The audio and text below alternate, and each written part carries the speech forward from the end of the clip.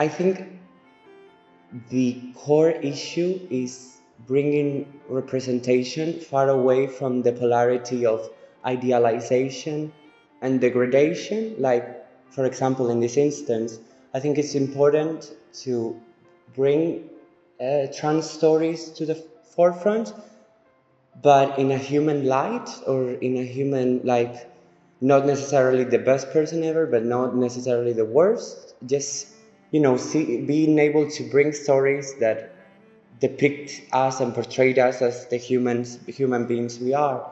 And I feel like a lot of trans people are frustrated in the sense that we want to be able to share stories and uh, share feelings beside our gender identity. Like, it's just a part of our existence, but we are able to share much more than that. And yeah, I would encourage creators to uh, include trans people, but not always focus the attention on their transness.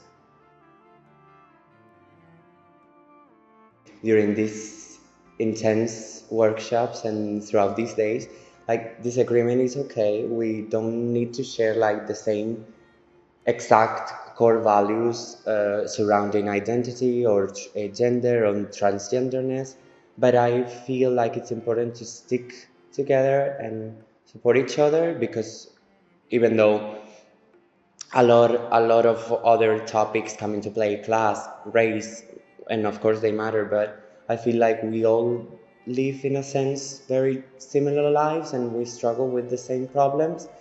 And to outsiders of the community, I would say, you don't need to be perfect. You don't need to know everything about transition. What I would encourage you to do is to be curious, to educate yourself on your own, but to be also willing to communicate with trans people and not be afraid of asking us, of getting to know us, or if, of course, there's always a respectful way to ask a question or doubt you may have. But the main thing I would say is to keep in mind our humanity, or our feelings or thoughts, that they are not that different from you as a cis person. I know our outsides may look a bit different, but at the end, I don't know, I think we're all just human trying to figure stuff out. And in my case, my gender identity is just a part of that equation, but I don't feel like that makes me any different from anyone else besides their gender journey. I don't know.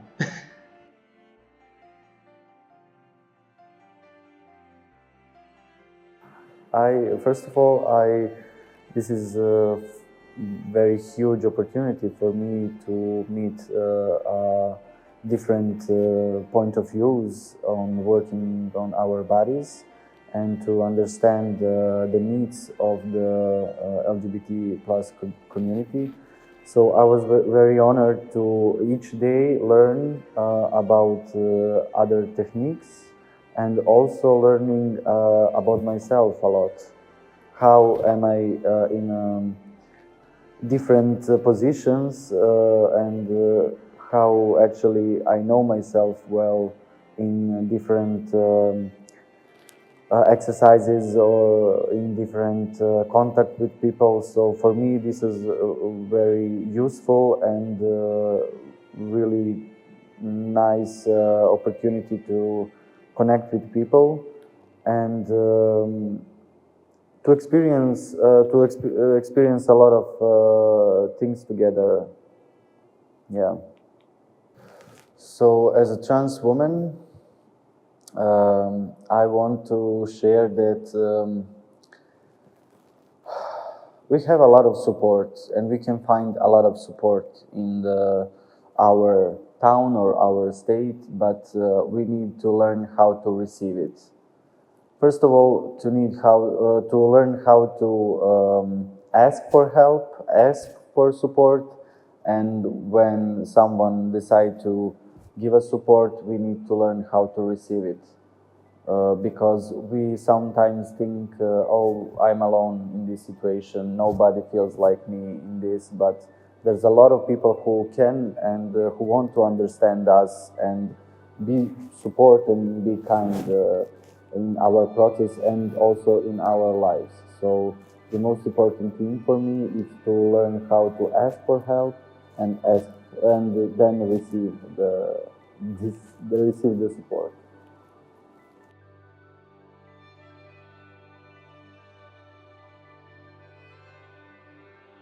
It was a training with up and downs, like emotions, confusions. A very interesting feeling was the feeling of separation.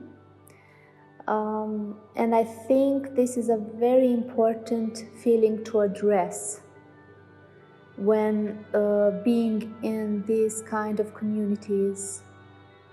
So it brings up a very important topic for me, how to be authentic and to address this feeling, because my goal was to express the message, I'm here for you, I want to know you, but I want you to know me.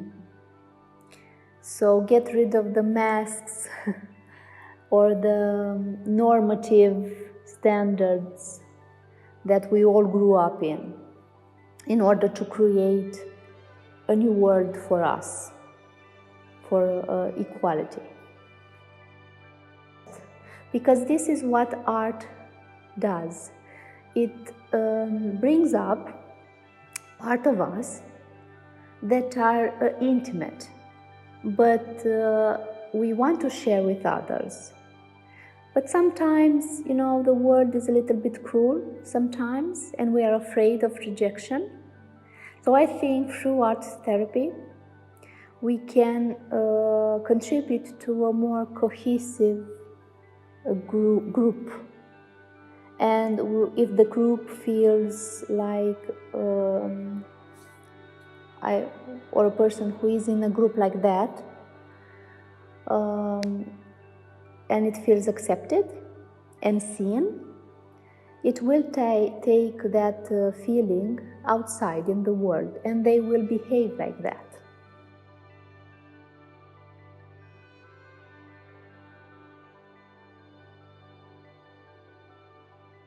Ho attraversato questo scambio molto intenso di pratiche con molto piacere, perché cerco molto e mi interessa perdermi dentro delle prospettive di cui non ho conoscenza, e quindi laddove il corpo diventa il territorio dove atterrare, e quindi laddove si crea un linguaggio che trova nel momento tutta una serie di corrispondenze, per me è sempre molto affascinante, quindi sono forse un po' esausta, però molto nutrita. Credo che le arti performative in generale possono aiutare moltissimo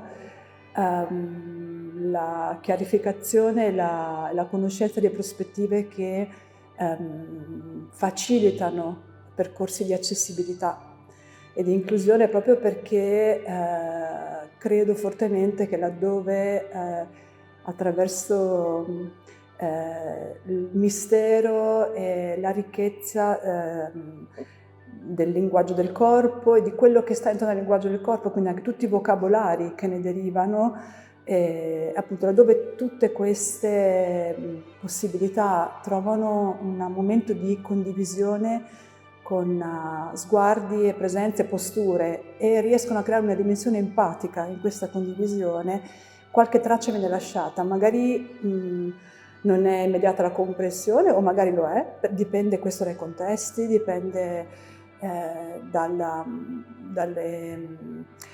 dalle possibilità che vengono date anche alla fruizione di questi percorsi, però credo che in qualche modo si costruiscono delle traiettorie necessarie.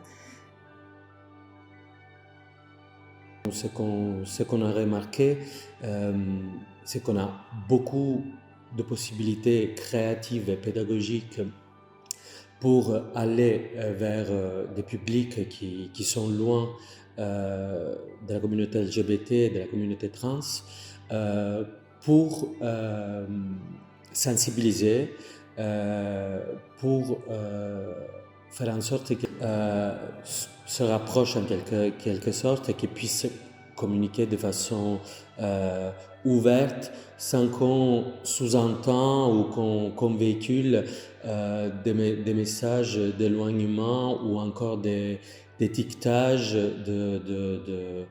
d'identité. Donc, en résumant, ce que j'ai pu constater, c'est qu'à travers toutes ces pratiques-là, on peut favoriser l'ouverture et la mixité. I think we're doing very important work, and sometimes because like group is very nice and there's so many different thoughts and artistic experiences, creative experiences shared, so you have a feeling you're doing something light, and though we're doing something where we support each other, etc. But underneath that is actually a very hard work, I think, and very important work to be done. And that has been done through this training, and that is now developing into something that can be shared further and further. So in a way there is lightness and there is a very nice community, very nice meetings, you know, with new colleagues, etc. But on the other hand, underneath there is something that represents very important content that we really need to be aware of how we're going to handle in the future. Yeah. I think there are moments in which we can, of course, raise awareness, in which we can create content specific for certain marginalized communities, not just trans communities, generally marginalized communities, which actually helps in integration in the context that you have the ability to see in theater, for example, a body like yours, and I think it means a lot. So I think there are ways in which performing arts, showing something in theater, doesn't matter if it is a play, if it is a choreography, or if it is a dance play, choreo drama, whatever, that have its position in sensibilization of society to certain issues, towards certain communities, to telling stories. I mean, historically we have been telling stories since any kind of performing arts and theater exists, right? And sharing stories, and that is a big part of also understanding and maybe even getting a certain level of empathy with the characters that you watch. So there is a part of work of a social change that is also upon us and that we can do. Yeah. C'est des moments qui sont vraiment rares et précieux, dans le sens où il y en a très très peu en fait, des temps longs qui sont dédiés aux questions de réflexion autour de l'accessibilité, des questions d'inclusion. Enfin voilà, c'est vraiment des moments qui manquent et qui sont importants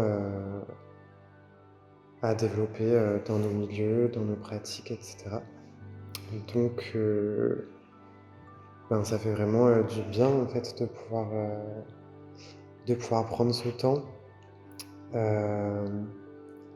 et ouais, d'avoir le temps pour des échanges qualitatifs, avoir un cadre pour réfléchir à ces questions.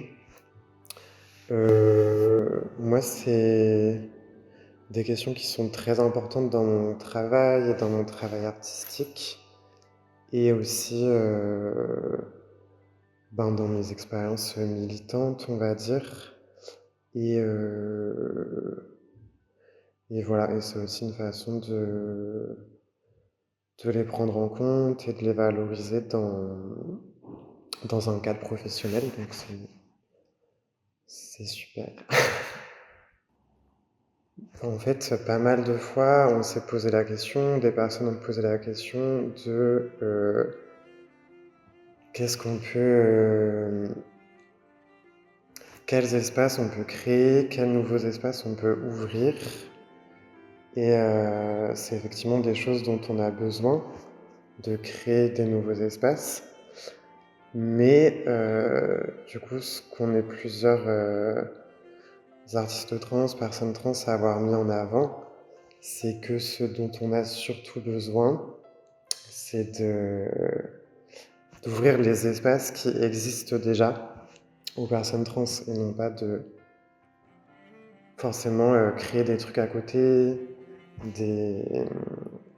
enfin voilà, un peu des sous-espaces, ou enfin, par exemple pour les personnes trans qui en ont l'envie et le besoin, et ben de leur donner accès aux espaces académiques, ou aux espaces de formation supérieure, aux mêmes programmes nationaux, européens, institutionnels, et aussi dans le privé auxquels les artistes cis ont accès facilement grâce à leurs privilèges,